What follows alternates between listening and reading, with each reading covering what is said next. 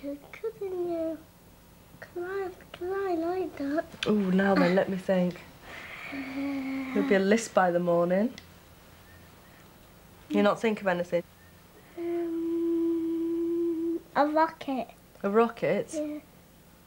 A toy rocket. A toy rocket. I'm not going to get you a real one. Yeah, just give me a real one. A real rocket? Yeah, What, that I could tie you to and light and you could fly up to the stars? I want to come with you. No, you don't want to. No, you don't. When you think of all the fun you could have with Poppy, you don't want to do that, do you? But you're going on holiday and where all the water is. Yeah, without you.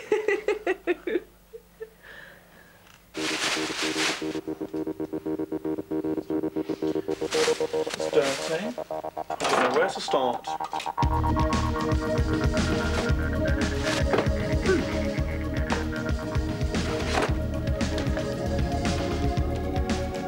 I'm quite sad about leaving this room, really, because it has lots of memories for me, even though it's very small. I watched most of the episodes of The Living Soap before actually the chance to move in and live with the real people, so I had an idea about what to expect from them. The most talked about person probably around campus was Spider, because she likes to latch onto issues and that people don't really think that she understands, and she likes to appear like a right-on student.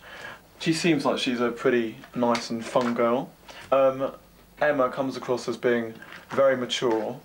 She seems like she should lighten up a little bit because she might sometimes be a little bit too serious, although I can understand that because she's very different from me. I mean, I haven't got a 3-year-old son. Simon, he seems like he's a nice guy. We're very different people. I mean, I'm certainly not a sporty person. I don't mind having a go, but I don't like competitive sport. I had most sympathy for Simon because the girls were it seemed to be like a little bit ganging up on him, and I did actually take his side. Matt, a very different person to me, but the only thing we have in common is our gender. It'd be fun to try and motivate him because he doesn't seem to get very excited about much apart from his band. Karen came across to me as like a nice girl who may be a little bit spoilt. The case in point being when she was carrying around a little teddy bear around the house, I think, which I haven't seen someone do for quite a few years, but I'll have to get to know her better, and I'll give them all a chance if they give me one.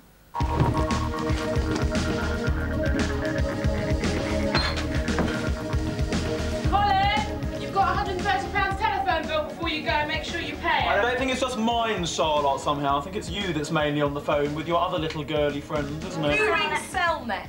I wonder. Colin. Down there, Charlotte. And there's a gas bill as well. How much is the gas bill? £70. Yeah, my name's Simon McEwen. I'm doing an article for Pulp about violence against students. Last term, Simon investigated the rise in attacks on students to write an article for his college magazine. He went along to the local casualty to speak to both the victims and those who pick up the pieces.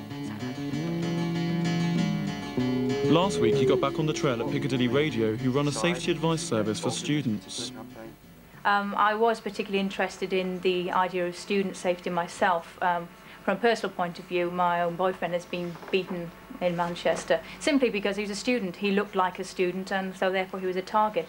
When was this? This is a couple of years ago. He was actually stabbed walking up from the Poly, and he was just late at night. Local lads coming out of the club had nothing better to do. The police, it was reported to the police, and they did say, yeah, they just do it for a laugh, basically. Did they catch them? No. Have you had any feedback from students?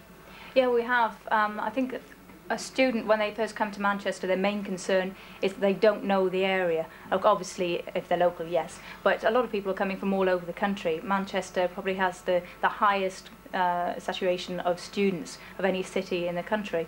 And I think that coming here and being unfamiliar with the area is probably one of the most worrying things. They don't know the areas that they're not supposed to go to. Would you say that Manchester was a particularly dangerous city for students? No more so than any other major city in Great Britain, I don't think. So the whole idea of the campaign really is to give people the idea that they can prevent an attack. There's not much you can do when it's actually happening. So the best thing to do is be informed about how to minimise the risk, basically. Sure.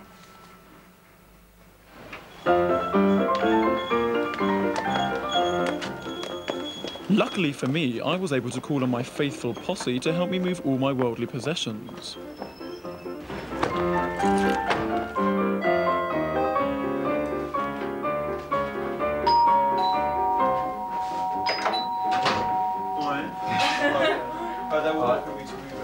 Alright, Should we like go out?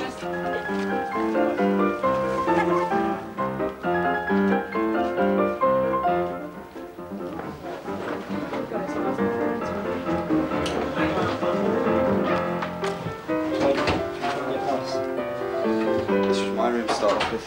I don't like the wallpaper, that's all. Well, that's exactly the reason I moved out. Amazing wallpaper. Get all this stuff. Simon was ever so helpful. Maybe he likes me after all.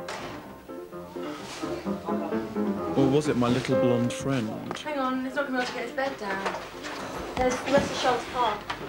Why don't you have the bed Here. along here? Is it a single bed or is it a double bed? Double bed. Well, look at it. By the looks of things. You have It's a eyes. 4x6. It's MFI. Is it? It's a 4x6. Yes. Oh, I see. Should have known. Put it here. Whilst I was moving in, Karen was packing her bags ready to go off to Barbados the next day. Bed away first. Well, can you put that against there, then Put put that that base there. down. No, that's the mattress down. We want the base first. Yeah, that's what I'm going there. And then we have to move the chest of drawers too, don't we? No, Colin, shut up. No. Well, I'm very excited. I mean, we're not going to do much while we're there. We're just going to relax.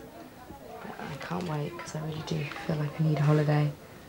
And I've been before and it's a really nice house. So I don't think it'll be that exciting, but it'll just be a lovely holiday.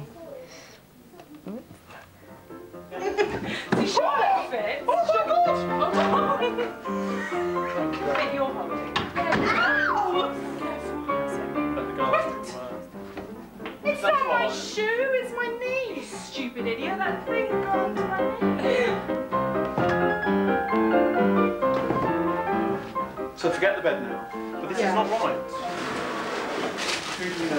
That cupboard's tiny. That's nice, that, isn't it? It's only £9.99. Hi. Hello. Can I have a You've hand? got all these funny shirts. I don't know, they're old, you see, and I haven't thrown them out. And it's silly to have them just sitting in a cupboard in London, isn't it? That one is disgusting. What are you going to do about the wallpaper? Are you going to leave it? No, No. I'm going to cover it. I'll try and cover all these disgusting bits first, and then I'll leave like this wouldn't be so bad to leave blank, would it? No. But I will cover nearly every inch of it, hopefully. Right, well, I was going to come down here last night and do a plea to Dan to come back. But Colin came round last night, our new student, and he seems very nice. So, it's all right, Dan. You can stay where you are.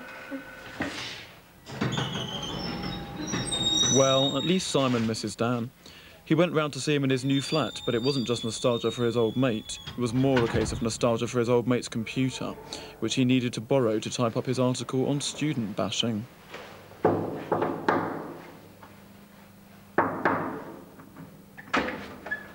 Oh dear. All right, cheese. Come on, come in. Do you like a cup of tea? Have you seen who's replaced it? What do you think? What do you make of it? I can't say because I don't know. But my first impression was he's a bit camp. Yeah. Not being offensive or anything, but he does seem a bit camp. But nothing wrong with people being camp, I suppose. Yeah, that was my first impression. My first impression was, oh my god. He came in and he sort of came in, hello, and I just thought, oh my god, it's going to be like a male version of Spider. And I They'll think probably get on really well together, though, won't they? yeah, I think they will. I reckon she fancies him. Cheers. I can't believe that Karen is going to Barbados. Listen, I'm made up. I'm made up because it means she's out of the house for a week. Well, I must admit though, I am jetting off to Tahiti tomorrow. You'd have think she'd have picked somewhere a bit more exotic. Barbados is a bit down market now, isn't it? How did she get time off college for it then? The word is that she told her tutor and that